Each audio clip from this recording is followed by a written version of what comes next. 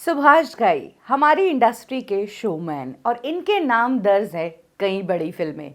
In fact इन्होंने कई awards भी जीते और 80s और 90s की अगर बात करें तो सुभाष घई सबसे टॉप के डायरेक्टर थे। जहां एक तरफ सुभाष घई को क्रेडिट जाता है माधुरी, जैकी श्रॉफ जैसे एक्टर्स का करियर बनाने के लिए और उन्हें बड़े स्टार्स बनाने के लिए, वहीं दूसरी तरफ सुभाष घई ने नाना पाटेकर जैसे एक्टर को एक बार झूठे सपने भी दिखा दिए थे और उस चीज के लिए नाना पाटेकर ने सुभाष घई को अच्छी खासी सुना भी दी थी।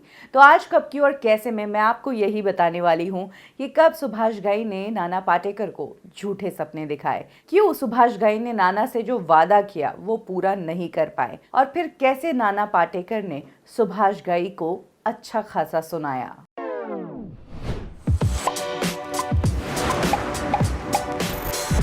ये बात है ईयर 91-92 की। सुभाष घई सौदागर पर काम कर रहे थे और सौदागर के बाद उनका एक और प्रोजेक्ट तैयार हो रहा था। इस प्रोजेक्ट का बहुत कुछ हिस्सा वो लिख चुके थे और राइटिंग के हिसाब से जो कैरेक्टर वो लिख रहे थे उस कैरेक्टर के लिए उन्हें नाना पाटेकर बिल्कुल सही लगे थे।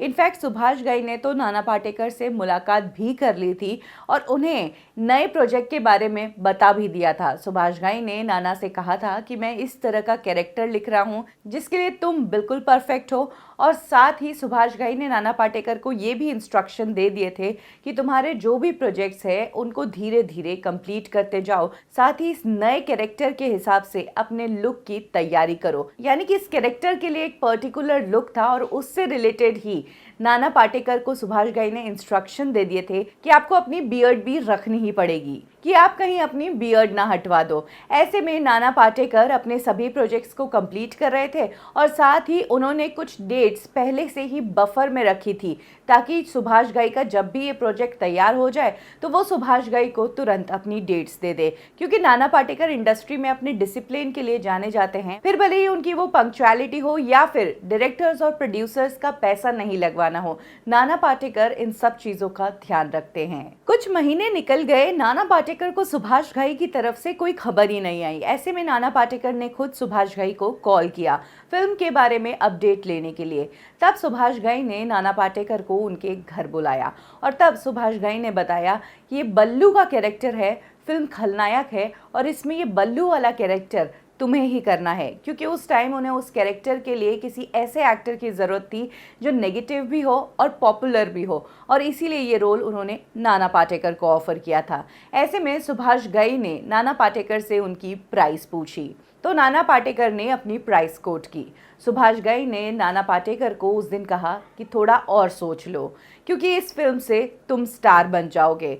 मैं तुम्हें स्टार बना रहा हूँ और उसके लिए मैं तुम्हें ही पैसा दूंगा, ये सोच लो। नाना पाटेकर उस दिन सुभाष घई के उस ऑफर से शॉक्ड रह गए और चले गए ये सोचकर कि अभी तक तो कैरेक्टर पूरा डेवलप भी नहीं हुआ है, इसीलिए अभी से रेट की बात नहीं करनी चाहिए। यही बात उन्होंने सुभाष घई को कही और उन्होंने कहा कि जिस दिन ये कैरेक्टर तैयार हो जाएगा उसी दिन हम फाइनेंस पर भी बैठ जाएंगे। नाना पाटेकर और सुभाष घई की उस मीटिंग के कुछ ही दिनों बाद सुभाष घई ने अपनी फिल्म खलनायक का एक्टर अनाउंस कर दिया, संजय दत्त के रूप में। ये बात नाना पाटेकर को बहुत ही शॉकिंग लगी। संजय दत्त को कास्ट करना सिर्फ नाना पाटेकर के लिए ही शॉकिंग नहीं था बल्कि पूरी इंडस्ट्री के लिए भी शॉकिंग था, क्योंकि सब जानते थे कि संजय दत्त और सुभाष घई में जरा भी नहीं बनती थी।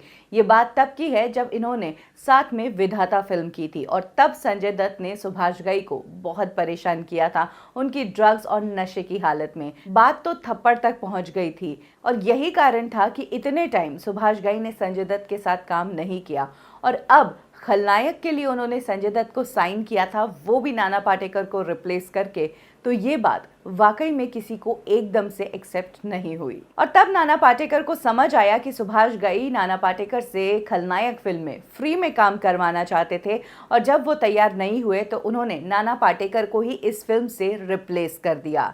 नाना पाटेकर ने यही बात सुभाष घई को पूछने के लिए कॉल किया। इस पर सुभाष घई ने जवाब दिया कि मुझे पैसों की कोई दिक्कत नहीं थी, लेकिन कैरेक्टर लिखते लिखते वो कैरेक्टर ऐसा बन गया जिसमें मुझे एक बिगड़ा हुआ यंग लड़का चाहिए था और उसके लिए नाना तुम नहीं जमते, इसीलिए मैंने इस फिल्म में संजय दत्त को कास्ट किया। नाना पाटेकर को सुभाष घई की ये हरकत बहुत ही ज्यादा शॉकिंग लगी। इस इंसिडेंट के बाद नाना पाटेकर को डिस्ड फील हुआ और उसके बाद मीडिया में जब भी उनसे खलनायक फिल्म के बारे में पूछा गया तो उन्होंने पूरी कहानी सबके सामने बताई कि किस तरह से सुभाष घई एक बार उनसे फ्री में काम करवाना चाहते थे। नाना पाटेकर खलनायक फिल्म का हिस्सा तो नहीं बन पाए, लेकिन इस फिल्म ने संजय दत्त की जिंदगी बना दी। ये फिल्म संजय दत्त के करियर की बेहतरीन फिल्म मानी जाती है।